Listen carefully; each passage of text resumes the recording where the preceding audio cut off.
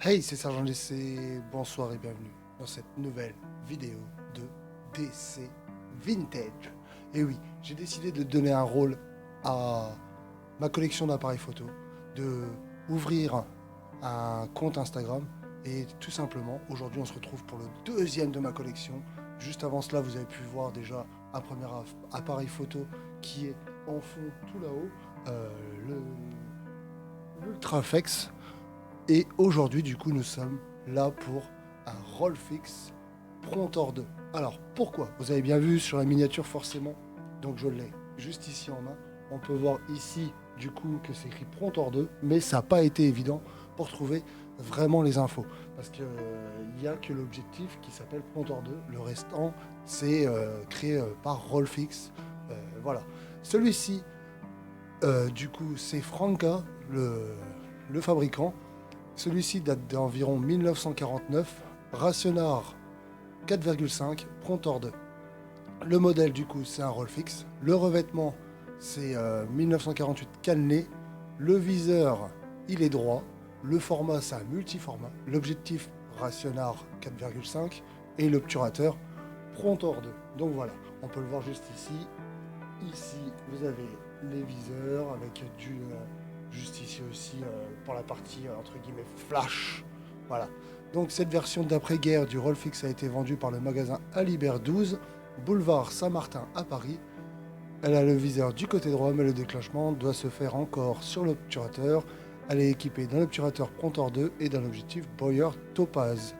Il est possible que certaines pièces soient issues des fabrications d'avant-guerre restées en stock, car on peut le voir, en fait, c'est beaucoup d'assemblage.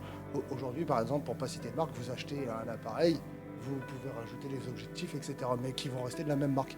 En ce temps-là, des fois, on achetait l'appareil et on rajoutait les objectifs au bout qui n'avaient pas forcément un lien avec la marque de base.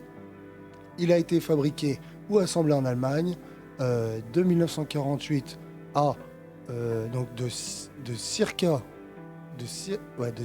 1948 à postérieur euh, à 1948. Ouais, grossièrement, c'est dans les années 1948.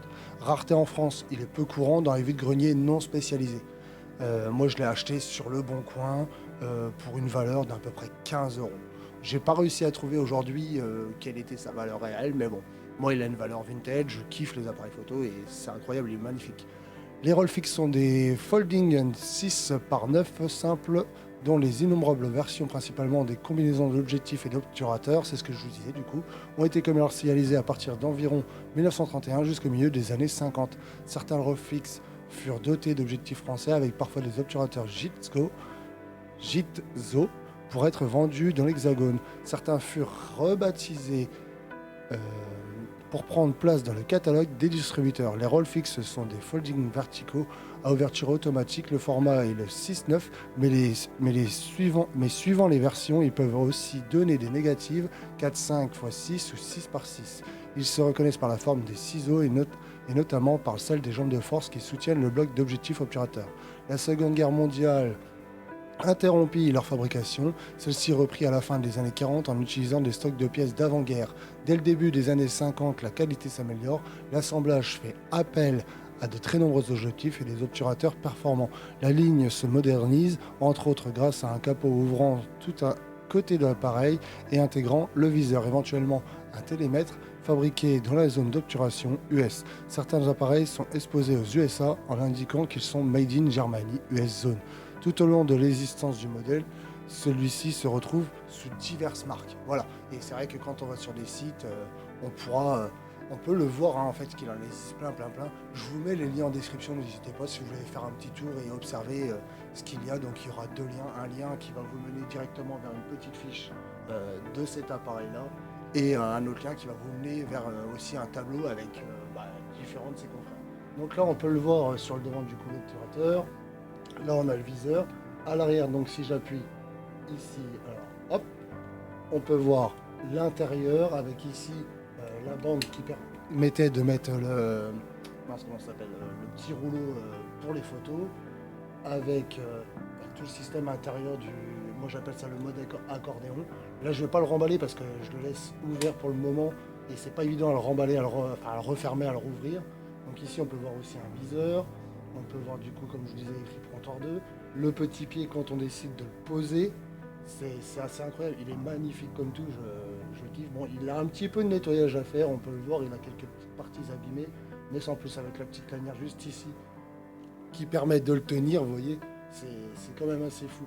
Il reste en bon état et tout. Bon, un petit entretien ne lui fera pas de mal. Et du coup, pour terminer, je voulais aussi vous montrer sa petite pochette de rangement. Alors, bon, le cuir est fortement abîmé. Je l'ai déjà un tout petit poil nettoyé, mais bon, il reste craquelé, etc. Mais bon, c'est ce qui fait aussi son genre vintage. Voilà, tout simplement.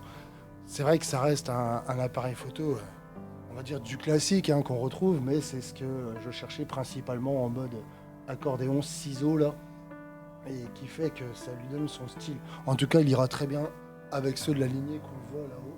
Très prochainement, on retrouvera tous ceux de gauche. Voilà. Sachant qu'il y en a encore une bonne paire que j'aimerais acquérir. Et voilà, tout simplement. Donc n'hésitez pas à vous abonner, à lâcher un pouce en l'air sous cette vidéo pour me soutenir. Et très prochainement, si vous êtes très très chaud, pourquoi pas vous faire gagner un appareil photo de collection vintage, bien évidemment. Alors abonne-toi, n'hésite pas, et à le mettre en dessous les commentaires. Oui, on fait un concours pour le gagner. Allez, on se retrouve très bientôt pour une nouvelle vidéo. C'était Sergent DC pour DC Vintage. Des bisous, au revoir.